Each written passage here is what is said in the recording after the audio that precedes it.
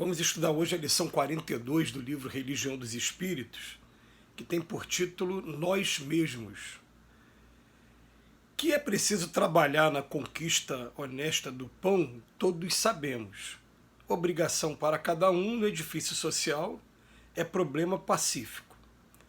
Não ignoramos, porém, que muitos companheiros do caminho permanecem à margem, esquecidos na carência, mergulhados na provação, chafurdados na delinquência, agoniados no desespero, penitentes na enfermidade. Quem são no mundo os chamados para lhes prestarem socorro em nome do Cristo? Dizem que são os administradores, contudo, os administradores, via de regra, jazem inquietos, criando verbas e leis. Dizem que são os políticos, entretanto, frequentemente os políticos andam apreensivos na arregimentação partidária, estudando interesses e decisões. Dizem que são os cientistas, todavia os cientistas quase sempre estão concentrados em suas pesquisas, multiplicando indagações e dúvidas infindáveis.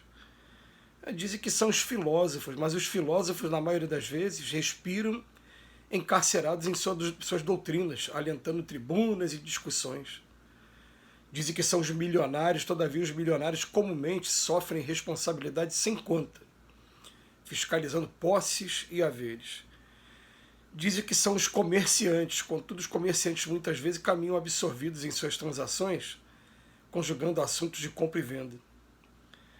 Tão pejados de compromissos vivem na terra os governantes, os legisladores, os matemáticos, os intelectuais, os abastados e os negociantes, que serão todos eles categorizados sempre à conta de filantropos e heróis, benfeitores e apóstolos, toda vez que forem vistos na faixa mais simples da caridade. Mas lembra-te de Jesus quando passou entre os homens cumprindo a lei de Deus. Em circunstância alguma formulou exigências e apelos aos titulados da terra. Em todos os lugares, em todos os serviços, emanavam-se ele e o povo na execução da solidariedade em nome do amor divino. Assim, pois, se lembramos Jesus com fidelidade, quem deve alimentar os famintos e agasalhar os nus, sossegar os aflitos e consolar os que choram, instruir os ignorantes e apoiar os desfalecimentos, antes de qualquer cristão desmemoriado ou inibido, somos sempre nós mesmos. É uma das lições assim que tocam profundamente o nosso coração, tocam mesmo, porque a gente ainda percebe, em pleno século XXI, a gente tendo uma tendência a sempre estar buscando culpados, passando responsabilidades e repassando responsabilidades. A gente fica pensando assim, por exemplo, vai falar da floresta amazônica. Tomara que os governantes... Por que os governantes? Eles também têm o papel deles, têm. Mas não é o governante que está ali no dia a dia, vivendo a realidade da floresta, o desmatamento, essa coisa da tomada de terras, exploração econômica. Não são eles. Eles deveriam fiscalizar. Gente, fiscalizar o ser humano é sempre complicado. É igual aquele velho discurso de que falta policiamento, falta política pública. Né? Como assim? Como assim falta policiamento? Você acha que você vai conseguir botar um policial para cada ser humano? Porque vai ter que ser dessa maneira, então. Que você para ver o efetivo de policiais, ele é muito pequeno em relação à população e você vai ter sempre a mente humana procurando cometer os seus delitos nos locais onde está sendo desguarnecido de policiais. Então, se os policiais estão todos aqui, a mente criminosa está estudando a maneira de cometer o crime em outro lugar. Aí acontece, faltou o policiamento. Gente, está na hora da gente começar a colocar na cabeça que a gente não tem que ficar dependendo, e de uma vez por todas, nem dos administradores, nem dos políticos, nem dos cientistas, nem de filósofos, nem de milionários, nem de comerciantes. E me lembro de alguns presidentes norte-americanos que eles começaram o seu discurso dessa maneira. Falaram assim, não pergunte o que o seu país pode fazer por você. Pergunte o que você pode fazer pelo seu país. Ou seja, ele está falando desse projeto, eu preciso de todo mundo, né? Cada um fazendo a sua parte.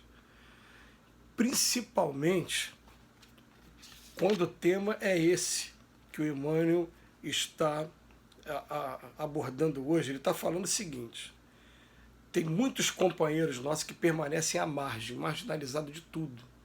Não estão participando do convívio social que a gente tem, não estão tendo a oportunidade de fazer um lanche numa determinada, nessas redes que a gente tem hoje, né?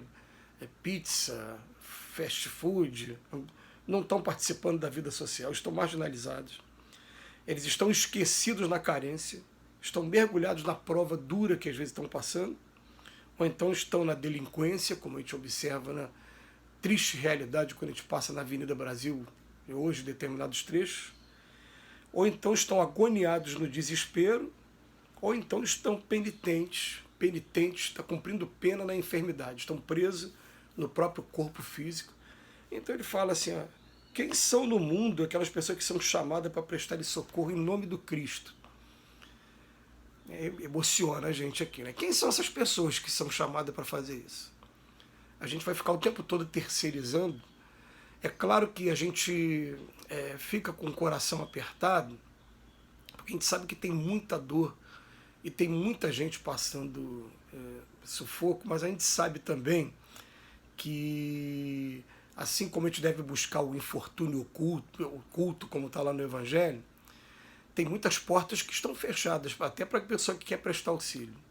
Então a gente espera aquelas a que a gente é chamado. E quando a gente é chamado, já tem bastante porta para a gente, porque a gente não vai conseguir mover o mundo sozinho. A gente vai ser aquela gotinha de água no oceano, mas quando tiver a oportunidade, abrace essa oportunidade, porque na verdade você está sendo utilizado nada mais, nada menos pelo Cristo mesmo. Ah, mas é fanatismo. Não, não é fanatismo, não. Ele está utilizando a gente como um instrumento para ir até aquela família, para poder atender aquela família, para poder dar um momento de alegria também, para poder fazer uma doaçãozinha também, porque a doação material, a gente sabe que na terra saco vazio não para em pé. Corpo com fome, faminto, não deixa o espírito raciocinar direito. Nós somos espíritos, nós não somos corpo. Mas eu estou usando um uniforme aqui que esse corpo precisa, não tem jeito. Mas quanto mais a gente ficar adiando, quem é o responsável que poderia fazer isso? A gente vai entrar no exemplo lá do bom samaritano, da parábola do bom samaritano.